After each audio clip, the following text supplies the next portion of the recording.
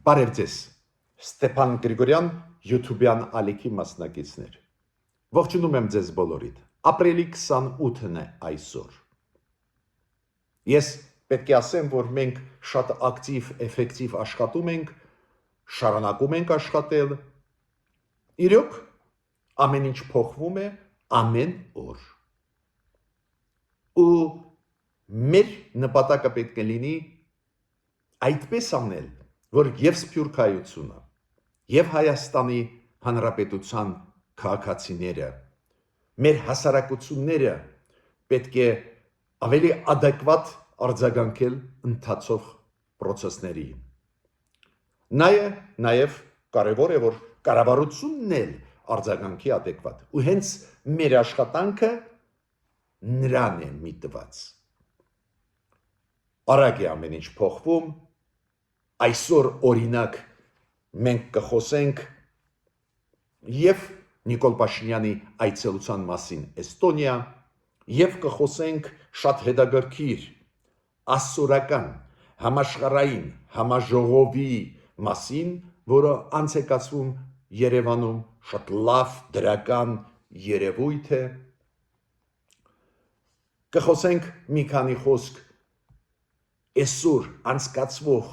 Կանադայում ընտրությունների մասին, անչափ կարևոր է, ով է հաղթող դուրս գալու նաև Հայաստանի համար, Իրանի մասին, պայթյունի մասին, որը եղավ նավահանգիստում, որը մոտ է գտնվում Բանդար Աբբաս քաղաքի, այսօր Իրանում սգո օր է, պարզ է Ուկրաինա, Ռուսաստան, Միացյալ Նահանգների միջնորդության մասին կխոսենք, Դոնալդ Տրամպի վարկանիշի մասին կխոսենք, որը իրոք անկում է ապրում շատ արագ, պատճառները նաև։ Այսօր ես ուզում եմ ձեզ հետ խոսել այն նարատիվների մասին, որը տարածում են խոսույթների մասին, որը տարածում են Ռուսաստանի ԶԼՄ-ները եւ պրո-ռուսական ուժերը Հայաստանում, ու մի քանի պատասխան ուզում եմ տալ, քանի որ ես տեսնում եմ շատ ակտուալանում է այդ թեման փորձել ապակով որոշել մեր հասարակությունը։ Ուրեմն այսօր մենք ունենք քննարկելու լրջագույն հարցեր։ Սկսում եմ մեր այսօրվա հանդիպումը։ Դուք գիտեք, որ Պաշտպանության նախարարությունը Հայաստանի այսօր հերքեց այն, ինչ ասեց այսօր առավոտ Ադրբեջանի պաշտպանության նախարարությունը։ Հերթական անգամ Ադրբեջանի պաշտպանության նախարարությունը մեզ մեղադրեց մեկ հարցում։ Ասեցին, որ իբր մենք ճամբարակից այդ մոտակայքներից, դիրքերից ճամբարակի մոտ գտնվող կրակել ենք դեպի Ադրբեջանի դիրքերը։ Մերոնք պարզ է հերքեցին, մերոնք պարզ է ասեցին, որ պատրաստ են Ադրբեջանի հետ միասին ստեղծել համատեղ խումբ, հրավիրել նույնիսկ եթե պետք է միջազգային փորձագետներին, որոնք ամեն մի այս դեպի միջադեպ ուսումնասիրեն։ Մենք կարող ենք հիմա ենթադրություններ անել, ինչու դա անում է Ադրբեջանը, շատ հասկանալի է, որ Ադրբեջանը չի ուզում ստորագրել խաղաղության պայմանագիրը, դա է պատճառը, որ միտումնավոր այս ձևի մեղադրանքներ ուղում է մեզ, որ աշխարհում չստացվի, որ Ադրբեջանը խաղաղասեր է, մենք ոչ, պարզ է դա։ Պարզ է ինձ համար, որ Ադրբեջանը այս ձևի մեղադրանքներ ուղում է մեզ, նախապատրաստում է հող հնարավոր հարձակման համար։ Այո, ես գրեթե բացառում եմ մեծ պատերազմական գործողություններ Ադրբեջանի կողմից մեր դեմ ուղված, բացառում եմ, բայց դիպուկ հարվածներ թիրախային ճանապարհները վերահսկելու համար Հայաստանում այս դեպի օպերացիան կարող է պատրաստի Ադրբեջան։ Մենք կարող ենք երկար դա քննարկել։ Գլխավոր իմ մեսեջը մեր կառավարության մի կան տեսի այս ձևի հայտարարությունները։ Իրանք ասում են նաև դրա մասին, որ Ադրբեջանը չի ուզում ստորագրել խաղաղության պայմանագիրը։ Ուրեմն մեր քաղաքականության մեջ դեպի խաղաղություն գնալու կարող են լինել տակտիկական փոփոխություններ։ Ռազմավարությունը պետք չի փոխել, բայց տակտիկական փոփոխություններ կարող են լինել։ Մյուսը, դուք գիտեք, ես միշտ ձեզ այդ դրական օրինակները բերում եմ ինչի մասին մեր սպորտսմենների մարզիկների հաջողությունների մասին ուրեմն աշխարհի գավաթն է գնում սպորտային մարզությունում ուստեղ ես ասել եմ ձեզ մերոնք բավական մեծ թվով ոսկե արծաթե բրոնզե մեդալներ ստացան այդ աշխարհի գավաթը 6 փուլերից է բաղկացած 6-րդ փուլում հերթական մեդալներ ստացան ոսկե Համլետ Մանուկյանը որի դա երրորդ ոսկե մեդալն է այս 6 փուլերում աշխարհի գավաթի եւ Արթուր Ավետիսյանը նաեւ ստացավ ոսկե մեդալ շնորհավորում եմ մեր սպորտսմեններին բայց նաեւ մեզ բոլորիս քանի որ մեր երիտասարդ մարզիկները բարձր են պահում պատիվը մեր երկրի, մեր սպորտի։ Մյուս հարցը, որի մասին ուզում եմ խոսել, գիտեք, ինձ մոտ տպավորություն է, որ իշխանության ներսում կան մարդիկ, որոնք միտումնավոր ստեղծում են իշխանությունների համար խնդիրներ։ Հասարակ օրինակ, դուք հիշում եք Պրոշյանի ժողովուրդը փակում էր աշտարակ Երևան ճանապարհը, բողոքում էին, որ այն գծերը տրանսպորտային, որոնք աշխատում են, կրճատվում են, Երևանից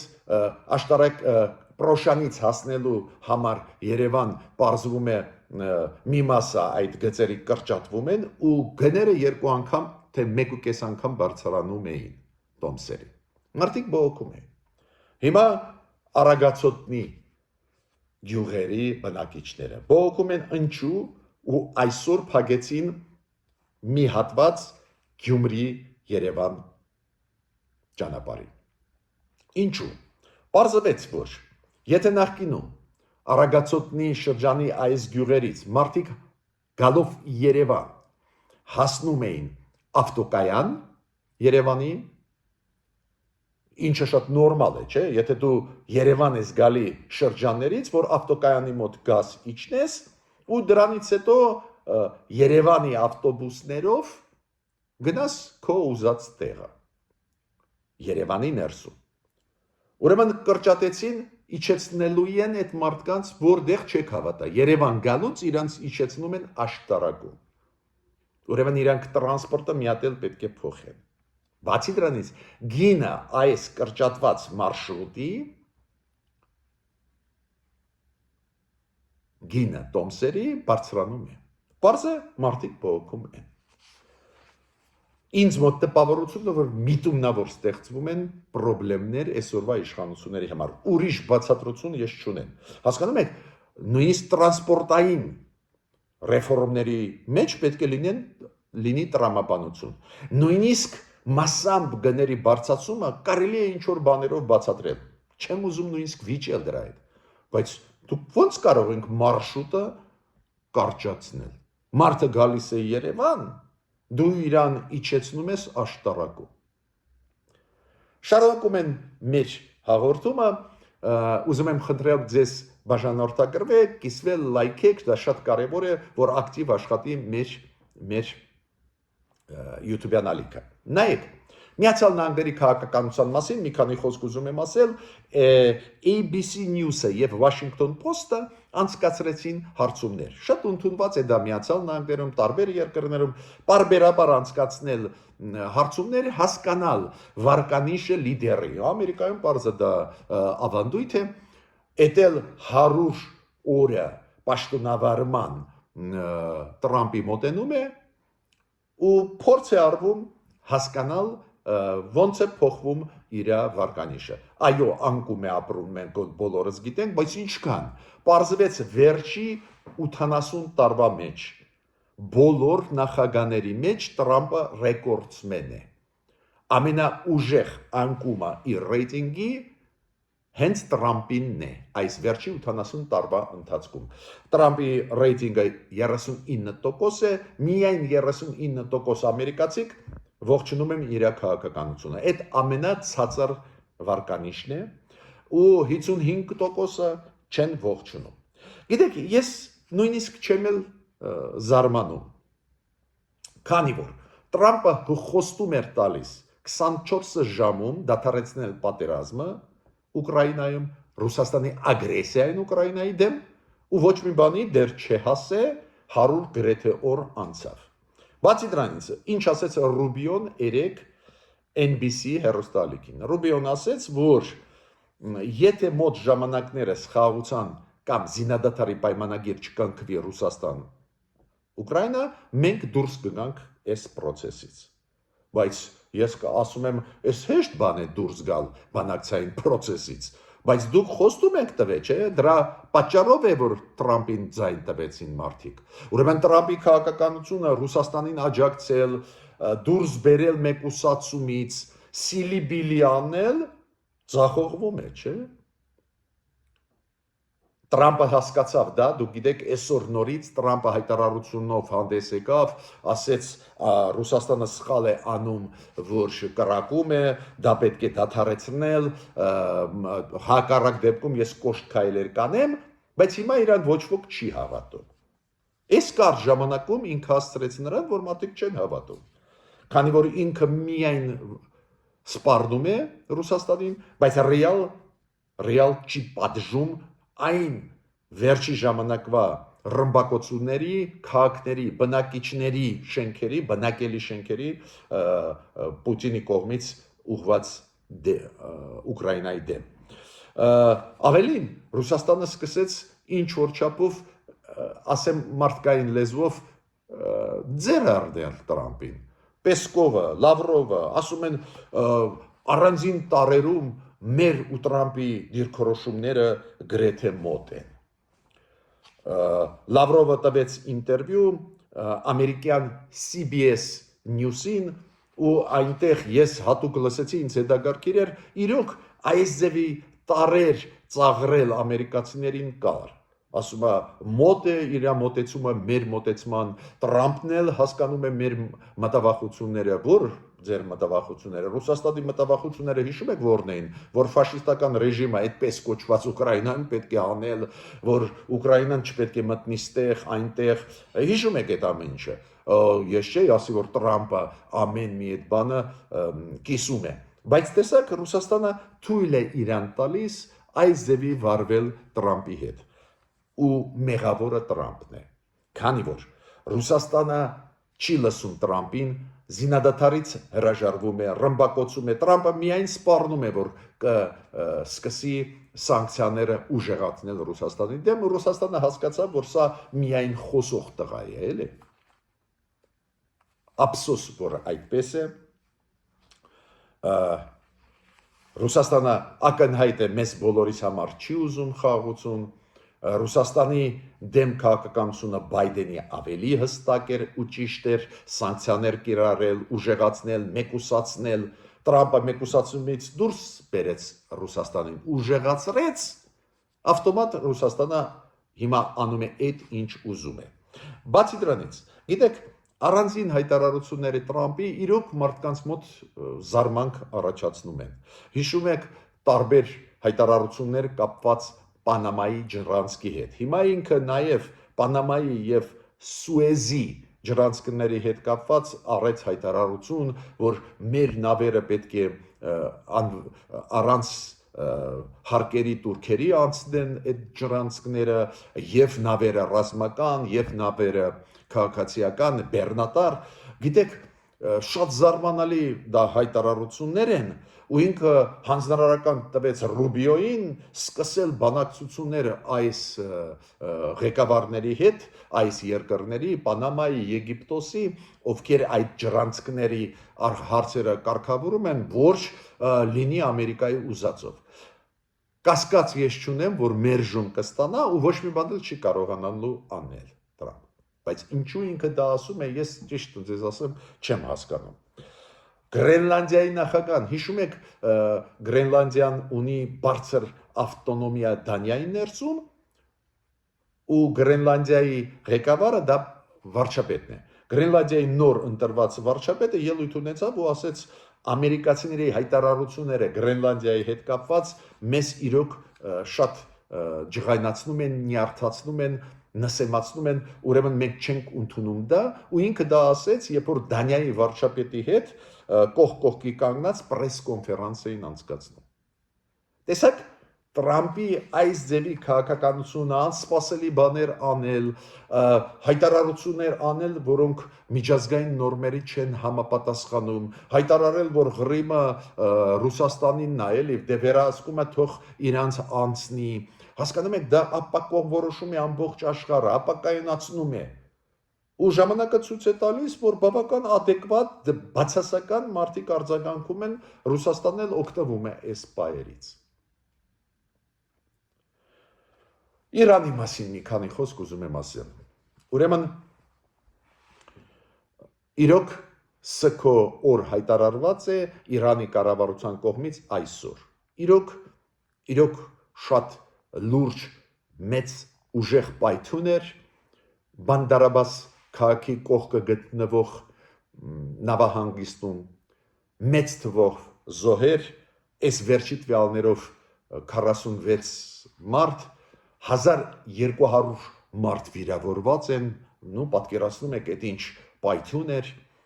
ուսումնասիրում եմ, պարզ է, քննչական մարմինները դա ինչի հետ է կապված, ոչ մի բան դեռ չի հայտարարում Իրանը, ես չեմ բացառում այս ձևի մեծ պայթուն կարող է լինել դրսի ազդեցության միջոցով, բայց ամենակարևորը, որ մեր արտգործնախարարությունը ցավակցություն հայտնեց, այդ ընդունված ձև է, հարևան երկիր է Իրանը, լավ են արել, բայց մեզանից ավելի ճկուն գտնվեց Ալիևը անձամբ ցավակցական խոսքեր ասեց, ուղեց Իրանի նախագահին։ Դուք գիտեք, Իրանի նախագահան գտնվում էր Բանդարաբասում, ինչքան գիտեմ, այսօր ինքը պետք է մեկներ Բաքու, կարողա նույնիսկ մեկնել է, այդ նախատեսված է պաշտոնական այցելությունը Բաքու, բայց տեսակ, ինչքան ճկուն է Ալիևը, նույն պահին ցավակցություն հայտնեց, պարզա ինքը համոզելու է Պեզեշքինյանին, նախագահային Իրանի, որ ճանապարհները Հայաստանով իրանք վերահսկեն ու որ Իրանը դրա դեմ դուրս չգա։ Ակնհայտ է ինձ համար դա, շատ արագ Ադրբեջանը արձագանքում է իրականություններին, այս պայթյունը մեծ զոհեր բերեց Իրանի ժողովրդի մեջ, մեծ վնասներ, ես կարծում եմ, որ նաև մեր վարչապետը պետք է ցավակցային խոսքեր ասեց, միգուցե արեց ես բաց թողեցի, բայց չգտա այդ ինֆորմացիան։ Մինչև շարունակել այսօրվա մեր հանդիպումը, ես ուզում եմ ասել, որ ես միշտ շնորհակալություն հայտնում եմ եւ ակտիվ մարդկանց չաթում, եւ ակտիվ մարդկանց մեր YouTube-յան ալիքում, եւ ովքեր աջակցում են մեզ, բոլորիդ շնորհակալություն, Լուսինե Ավակյանին շնորհակալություն, Մարինա Տուտունջանին շնորհակալություն, Կարո Կորկյանին շնորհակալություն, Հայկաս Բաղդասարյանին, Լյուբա Ազատյանին, Մարիան Դևինեին, Արսեն Մարչկալյանին, ու այդպես ես շարունակ ձեր անունները կտան, ձեր ակտիվության համար շատ կարևոր։ Հիմա Կանադայի մասին մի քանի խոսք ուզում եմ ասել, Կանադայում գնում են ընտրությունները այսօր, այնտեղ երկու գլխավոր ուժեր, լիբերալ կուսակցությունը եւ պահպանողականները մրցում են միշտ, գլխավոր խաղացողները քաղաքական դաշտում, լիբերալները իշխանության մեջ են, դուք գիտեք Մարկ Կարնի այսօրվա վարչապետն է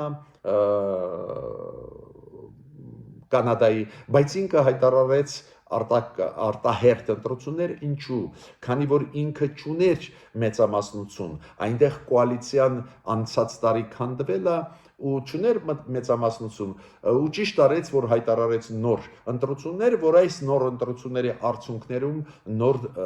ձևավորեր նոր կոալիցիա ու նոր կառավարություն, լիբերալները շատ հավանական է, որ հաղթող դուրս կգան, ինչու մասնագետները դա ասում են, նաև Կանադայի փորձագետները, քանի որ կոնսերվատորները Կանադայում ասոցացվում են հանրապետականների հետ Միացյալ Նահանգների, քանի որ հանրապետականները Միացյալ Նահանգների Տրամպի գլխավորությամբ իշխում են Ամերիկայում, իրանք էլ կոնսերվատորներ են, պահպանողականներ են, ու քանի որ իրանք ասոցացվում են Տրամպի հետ, Կանադայում շատ բացասական տրամադրություններ են իրենց նկատմամբ։ Դուք հիշում եք հայտնի հայտարարությունները Տրամպի Կանադայի դեմ ուղված, Կանադայի սուվերենության դեմ ուղված, այնտեղ լարված է հասարակությունը, ու շատ հավանական է, որ լիբերալները բավական շատ ձայներ կհավաքեն ու ինչ որ ուժի հետ փոքր կկազմեն կոալիցիա, կունենան մեծամասնություն 50%-ից ավել ու նույն Մարկ Կարնին, որը լիբերալների, ազատականների լիդերն է, կշարունակի մնալ վարչապետ։ Ստեղ շատ կարևոր է նաև մեզ համար դա, ինչու Մակ Կարնին հայտարարությունով հանդես եկավ նաև ցեղասպանության հարցով ապրիլի 24-ին։ Ես դա չեմ ասել ձեզ այդ մի քանի օր առաջ, քանի որ դեռ չի արվի այդ հայտարարությունը, այդ հայտարարությունը ոչ թե 24-ին, 25-ին արվեց, ուրեմն Մակ Կարնի գիտի մեր ցավերը, դարտերը, նաև շատ լավ գիտի Հայաստանը, ինքը արեց մի քանի հայտարարություններ կապված Հայաստան-Կանադա համագործակցության մասին, այդ իմաստով ընտրությունը մեզ հետաքրքրում է, ու եթե լիբերալները հաղթեն, դա դրական կլինի նաև մեզ համար։ Պարզ է, Կանադայի ժողովուրդը ընտրում է իր ղեկավարներին, դա ակնհայտ է, բայց ուզում եմ ասել, եթե լիբերալները հաղթող դուրս գան, ուրեմն Մակ Կարնի կմնա Կանադայի վարչապետ, ու իր դիրքորոշումը մենք գիտենք բավական կառուցողական դրական է հայ ժողովրդի նկատմամբ։ Ես պետք է նաև ասեմ, որ ապրիլի 24-ին Թուրքիայի պարլամենտում ելույթ ունեցավ մեկ պատգամավոր, որը քրիստոնյա է։ Մենակ մեկ պատգամավոր քրիստոնյա է ասորի ազգությամբ Ջորջ Ասլան։ Ու ինքը Թուրքիայի պարլամենտում ապրիլի 24-ին ելույթ ունեցավ։ Ինքը խոսեց հայկական ցեղասպանության մասին, այլ քրիստոնյա ժողովուրդների, իրոք 1915 թվականին նաև կոտորվեցին այլ քրիստոնյա ժողովուրդներ։ Հիշում եք հայոց պարլամենտը, մեր ազգային ժողովը ընդունեց ցեղասպանություններ, որոնք Օսմանյան Թուրքիայում կատարել են ոչ միայն հայերի դեմ, նաև ասորիների դեմ, նաև հույների դեմ։ Մի քիչ հիշում եք ավելի ուշ նաև եզդի ժողովրդի հետ կապված խնդիրների մասին մենք ճանաչեցինք։ Ինչ եմ ուզում ասել։ Ուզում եմ ասել, որ ասորի պատգամավորը Թուրքիայի պարլամենտում հանդես եկավ շատ կարևոր մեզ համար հայտարարությամբ։ Ու շատ կարևոր է, շատ դրական է, որ Հայաստանը համաձայնվեց ընդունել Հայաստանում ասորական համաշխարհային համաժողովը։ Ու նախագահան այս համաժողովի, ասորական համաշխարհային համաժողովի նախագահան գտնվում է Հայաստանում Ջորջ Մարկուսը։ Ինքը հանդիպեց Նիկոլ Փաշինյանի հետ, խոսեցին տարբեր հարցերի մասին, նաև ասորական համայնքի մասին, որը կա Հայաստանում, իրանք մեր Հայաստանի Հանրապետության քաղաքացի են, մեզ հետ եմ ապրում, այդ ժողովուրդը ունի փայլուն պատմություն, փայլուն էջեր պատմական, ինձ համար շատ կարևոր է, որ Հայաստանում եմ անցնում այդ մեծ ֆորումը, համաժողովը, որտեղ որ երկու տասնյակ երկրներից ասորիները, ասորական համայնքի ներկայացուցիչները գալիս են Հայաստան քննարկելու այս ժողովրդի պատմությունը, անելիքները, ինքնության պաշտպանության հարցերը, պահպանության հարցերը։ Ես միշտ անդրադառնում եմ այդ հարցին, ոնց են պետությունները պաշտպանում իրանց շահերը։ Մենք էլ սովորում ենք, մենք էլ առանձին քայլեր իրոք հաջող ենք անում, առանձին դեպքերում հապահում ենք, դանդաղացնում ենք այդ process-ը կամ դանդաղ ենք շարժվում, բայց պետությունները կամաց սովորում են նույնիսկ ԱՊ երկրների։ Հիշում եք, ես դες ասել եմ, որ Ղրղստանում ձերբակալել են մեկ աշխատողին ռուսկի դոմ գրասենյակից, որը կա Ղրղստանում, ձերբակալեցին, քանի որ իրանք հավաքագրում էին մարդկանց գնալու կռվելու Ուկրաինայի ժողովրդի դեմ։ Ղրղստանի օրենքներով դա արգելված է։ Ավելի ուշ իմացանք նորություն, որը ձեզ չեմ ասել, նաև նույնատիպ process-ներ հիմա գնում են Ղազախստանում։ Ղազախստանն էլ սկսեց քայլեր ռուսական կազմակերպությունների դեմ ուղղված։ Ղազախստանում կա Սպուտնիկ Ղազախստան, որի աշխատողներին նաև հիմա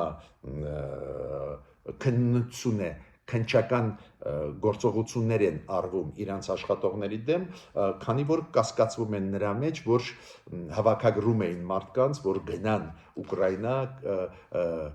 կռվելու Ուկրաինայի ժողովրդի դեմ։ Այս քայլերը ցույց են տալիս, որ մարդիկ տարբեր պետություններում իշխանությունները փորձում են պաշտպանել իրենց պետությունները անցանկալի զարգացումներից։ Ով է ուզում, որ իր քաղաքացին գնա ուրիշի համար մեռնի ուրիշ երկրում։ Գիտեք, ես կարդացի մի քանի օր առաջ մեկ Ամերիկայի փորձագետի հոդվածը, որը խոսում էր Մոլդովայի եւ Հայաստանի գալիք ընտրությունների մասին։ Մոլդովայում պարլամենտական ընտրությունները պետք է անցնեն սեպտեմբերին, Հայաստանում պետք է մյուս տարի մայիս-հունիսին անցկացվեն ազգային ժողովի ընտրությունները։ Բոլորդ հիշում եք։ Ու ինքը վերլուծում էր այ ռուսական փափուկ ուժը, ռուսական նարատիվները, ռուսական տարածված այդ խոսույթները ոնց են ազդում Մոլդովայում, Հայաստանում հասարակությունների վրա։ Ու ինքը գալիս է եզրակացության, որ Տրամպի քաղաքականությունը, որը բավական մեղմ է Ռուսաստանի նկատմամբ, Տրամպի քաղաքականությունը, որի համաձայն նույնիսկ պետդեպարտամենտից հանվեցին այն բաժանները, փակվեցին, որոնք Ռուսաստանի ռոպագանդայի դեմ էին աշխատում, որոնք օգնում էին տարբեր երկրներում, որ ռուսական նարատիվների դեմ պայքարել, որ ինֆորմացիոն համտություններ ձեռք բերվեն, որ այս ագիտացիան չաշխատի, այդ նարատիվները չազդեն ուժեղ, ու ինքը ասում է, այս ֆոնի վրա վիճակը Մոլդովայում, Հայաստանում էլ ավելի կբարդանա, շատ դժվար կլինի պաշտպանվել ինֆորմացիոն պատերազմից, որը գալիս է Ռուսաստանից։ Գիտեք, երբ որ Մայա Սանդուն հայտարարեց այդ խնդիրների մասին, ես ձեզ ասել եմ մի քանի օր առաջ, բայց մեր կառավարությունն էլ պետք է հասկանա այս խնդիրները։ Ես մի քանի օրինակներ բերեմ արված Ռուսաստանի կողմից արված քայլերի։ Դուք գիտեք, որ Գյումրիում ով ընտրվեց, որ ուժերը մտան Գյումրու խորհուրդ, պրոռուսական, տարբեր ուժեր, նաև հայտվում Մայր Հայաստան, իրանք չենք թաքցնում, որ պրոռուսական են, Գյումրու քաղաքապետը ընդհանրապես չի թաքցնում, որ մենք պետք է մտնենք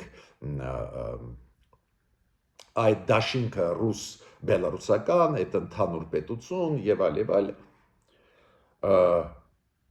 Ու բարձվեց, որ Ռուսաստանի հյուպատոսը Գյումրիում հանդիպում է այս պրոռուսական ուժերի հետ։ Դա փափուկ ուժի կիրառումն է, ու Մարիա Զախարովին, երբ որ այդ հարցը տվեցին, արտգործնախարարի Ռուսաստանի ներկայացուցիչ, ինքը ասաց դա ընդունված պրակտիկա է։ Նույնը, երբ որ ես լսում եմ դեմքերին ազգային ժողովում այդ պրոռուսական ֆրակցիաներից, օրինակ, պատիվ ունեմ, հա, իրանք ինչ են ասում, այ մենք հիմա հանդես են գալիս նախաձեռնությամբ, որ մեր պարլամենտը Հայաստանի ընդունի օրենք կապված ֆաշիզմի դեմ պայքարի, որ հայ ժողովուրդը մեծ լումա ուներ այդ պայքարում 80 ամյակն է ու մինչև մայիսի 9-ը իրանք նախաձեռնությունով հանդես են գալիս, որ դա նշվի։ Բայց տեքստում նաև գումարում են, որ կա ֆաշիզմ Ադրբեջանի, որի արդյունքում քշել են հայերին Լեռնային Ղարաբաղից եւ այլ։ Առաջինը ոչ ոք չի մոռանում ու չպետք է մոռանա մեծ լուման, որը հայ ժողովուրդը ուներ երկրորդ համաշխարհային պատերազմում։ Եվ սովետական միջոցով հայերը պայքարել են 330,000-ից ավել զոհ տվել են եւ այլ բանակներում մենք հպարտ ենք, որ ունենք մարշալներ, Բագրամյան, Բաբաջանյան, մյուս մարշալներ, գեներալներ, զինվորներ, հերոսներ սովետական միության ժամանակվա։ Իրոք ես հպարտ եմ։ Այո, միգուցե դա մեր պատերազմներ չէր դասական իմաստով, բայց մենք մեծ լուման ունենք, պետք չի մոռանալ։ Բայց ինչ իմաստ ունի դա կապել Արցախի հարցի հետ, ինչ իմաստ ունել ասել Ադրբեջանի ֆաշիզմը եւ այլ։ Պատասխան ես ունեմ։ Միտում նա որ դա արվում է, որ այս ձևի օրենք ընդունվի, որ Ադրբեջանը, որը այդպես էլ հակված չի ստորագրել խաղաղության պայմանագիրը, ունենա առիթ մեր վրա դժգոհություն արտահայտել։ Մեր վրա բողոքել այլ տեղերում, ասել, որ Հայաստանը ասում է խաղաղություն ուզում, այս ձևի օրենք ընդունում են։ Ու դա էլ հիբրիդային պատերազմ է։ Հիմա եթե չընդունի օրենքը ու քաղաքապայմանագիրը չպետք է քվեարկի այս օրենքի համար, գիտեք ինչ կասեմ։ Տեսակ, այս իշխանությունը չի հարգում հայ ժողովրդի լուման երկրորդ համաշխարհային պատերազմի ֆաշիզմի դեմ պայքարում։ Էսա վիճակը։ Այս ձևի պայքարում են Ռուսաստանը մեր պետականության դեմ։ Իրանց պրոռուսական ուժերի միջոցով, իրանց ԶԼՄ-ների միջոցով։ Դուք գիտեք, որ մեծ ֆորում անցկացվեց Մոսկվայում ապրիլի 24-ի հետ կապված։ Հասկանալի է դա, այնտեղ մեծ համայնք է, Ռուսաստանում հարյուրավոր, հազարավոր մարդիկ ապրում են հայրենասեր, բայց կա մի խումբ Կրեմլի մոտ վերածեցին այդ ֆորումը, որի հատվածները ես լսել եմ, վերածեցին նրան, որ քննադատում էին Փաշինյանին պահանջում էին, որ ձերբակալվի, չգիտեմ, պատասխանատվության կանչվի, ու Ղարաբաղի Արցախի կորուստը գցում էին Փաշինյանի վրա, մի բառ չասելով Պուտինի դերի մասին։ Այո, գնում է լուրջ պայքար, լուրջ ինֆորմացիոն պատերազմ Հայաստանի դեմ, մեր պետականության դեմ, տարբեր մեխանիզմներով մենք քննարկել ենք, բայց այս գլխավոր նարատիվները, որոնք տարածվում են պրոռուսական ուժերի կողմից Հայաստանում եւ Ռուսաստանի կողմից էլ ուղղակի ուղարկվող։ Այս իշխանությունները Հայաստանի հանձնեցին Արցախը։ Ռուսաստանը ուզում էր օգնել, չընդունեցին այդ օգնությունը։ Մոռանում են, որ այս իշխանությունները համաձայնվեցին, ստորագրեցին նոյեմբերի 9-ի փաստաթուղթը, որի համաձայն 2020 թվականին, որի համաձայն ռուս խաղապաները մտան Ղարաբաղ։ Այս իշխանությունները համաձայնվեցին, բայց ռուս խաղապաները ադրբեջանցիների հետ միասին փակեցին Լաչինի միջանցքը, հետո ընդհանրապես հանեցին հայերին Լեռնային Ղարաբաղից։ Ստում են ասելով, որ Նիկոլ Փաշինյանը հրաժարվեց Արցախից, ուղիղ հակառակը, հրաժարվեց Արցախից, որ լինի հայկական, Պուտինը ու իր խաղապաները։ Մյուս նարատիվը, Եվրամիությունը մեզ չի սպասում։ Կներեք ինձ, Եվրամիությունը մեզ սպասում է, բայց եթե մենք աշխատենք, եթե մենք չաշխատենք, ով է մեզ սպասելու։ Ուրեմն եթե մենք աշխատենք, ոնց այսօր աշխատում ենք, այո, Եվրամիության անդամ ի վերջո դառնանք, բայց այդ երկար ճանապարհ է։ Բայց իրենք շարքում են, ասում են, ով է մեզ այսօր սպասում։ Այո, այսօր ոչ ոք չի սպասում։ Այսօր Եվրամիությունը պատրաստ է մեզ հետ փայլուն աշխատել, բայց անդամակցության լուրջ խոսելը հիմա վաղ է։ Կամ ասում են եվրոպացիք ստեղ զորք չեն ուղարկի։ Ով է սպասում զորք, որ ուղարկի Եվրամիություն։ Ով է դրա մասին ասի։ Ու վերագրում են դեմոկրատական մարդկանց, որ իբր այս դեպի բաներ ասում են։ Ուրեմն ես չեմ ասում, որ եթե մենք ուզենանք նույնիսկ զորք ուղարկենք, բայց այս ձևի հարց պետք չի դնել։ Բայց երբ որ պետք եղավ դիտորդ ուղարկել, Եվրամիությունը ուղարկեց դիտորդներ, ու այդ դիտորդները հիմա մեզ հետ կանգնած են, մեր թիկունքը պահում են։ Եթե դիտորդները եվրոպական չլինեին, վաղուց Ադրբեջանը իր օպերացիան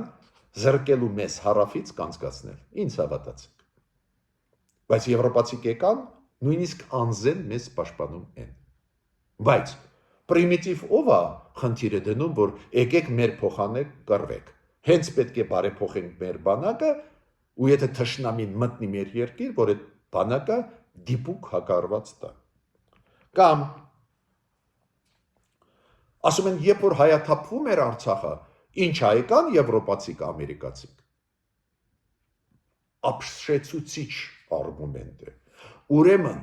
Արցախայությունը ու Արցախայության ղեկավարությունը ասեց, որ ռուս սահմանապաներին, խաղապաներին մենք հավատում ենք, թող գան մեզ պաշտպանեն, հետո պահանջում են, որ ամերիկացիք, եվրոպացիք միջամտեն։ Չընդունենք այդ որոշումը։ Կամ մայիսի 9-ի շարքումը պետք է Նիկոլ Փաշինյանը գնա, քանի որ մենք մեծ լումա ունեինք։ Մենք չունենք հուշարձան մայիսի 9-ի հաղթանակի հետ կապված։ Հաղթանակի այգում ամեն ինչ էլ կա։ Ինչի մենք մեր երկրում մեր հաղթանակը, նաև ֆաշիզմի դեմ, մեր ստեղ չտոնենք այդ հաղթանակը։ Չէ, անպայման պետք է գնանք Մոսկվա։ Հաղթանակը ֆաշիզմի դեմ ոչ միայն սովետական միությունն է հաղթե, նաև Միացյալ Նահանգները, նաև եվրոպական երկրները, Մեծ Բրիտանիան, Ֆրանսիան։ Ես ինչի ուզում եմ այդ նարատիվների մասին խոսել, շատ ուժեղ հիմա տարածում են, դուք պետք է բոլորդ շատ ուշադիր լինեք ու դեմը առնենք այս նարատիվների։ Վտանգը շատ մեծ է։ Այդ աշխատանքը նպատակաուված բավական դժբախտաբար գրագետ արվում է։ Ու մեր հասարակությունը անընդհատ մենք զինենք պետք է գիտելիքներով ու օբյեկտիվ ինֆորմացիայով։ Մինչ նոր հանդիպումներ։